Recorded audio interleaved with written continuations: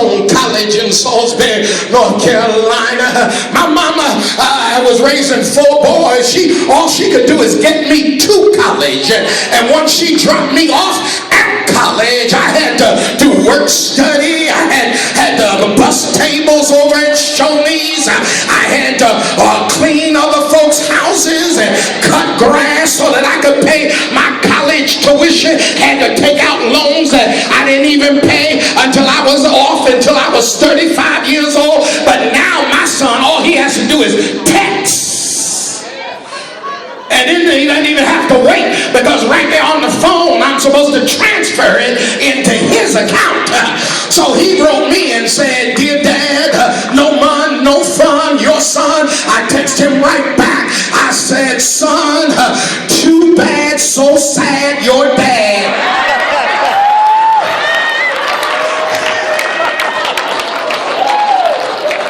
Because I'm concerned that a sense of entitlement has made him complacent.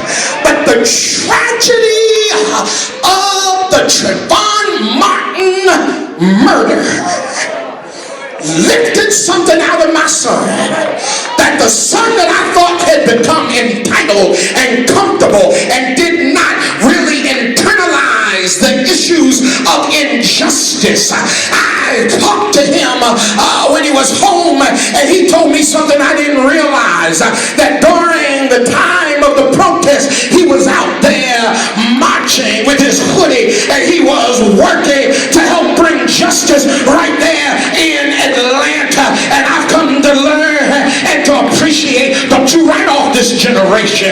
We ought to celebrate these young people, because the truth of the matter is, every generation God raises up some new freedom riders. And I want you to know I'm optimistic about this generation.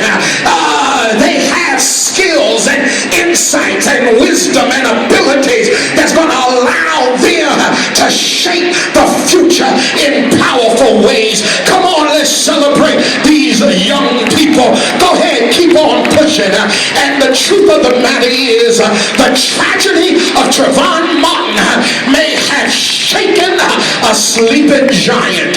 Trayvon Martin may have been the Emmett Till of this generation, and opening eyes to let young people know you can't take what has been achieved in the past for granted. Every generation has to win victories again and again and again. And let me tell you something about the enemy. The enemy may think they're smart, but I've come to learn that the enemy really isn't all that wise, because they keep messing with the wrong people. They push you until you can't stand it anymore. If they had just left you alone, you would have kept sleeping late and partying all night long. But they pushed you.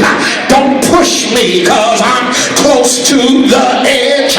I'm about to lose my head like a jungle. Don't push me too far, because here's what happened. When you push me, I come back stronger than ever before.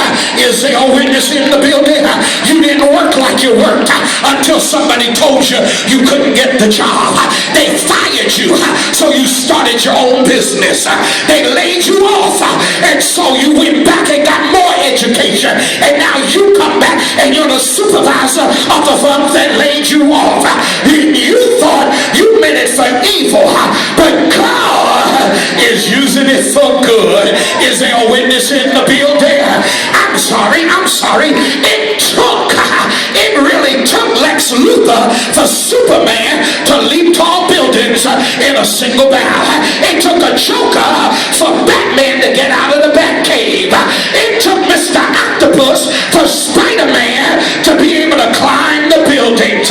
It actually took Tom in order for Jerry, in order to run fast.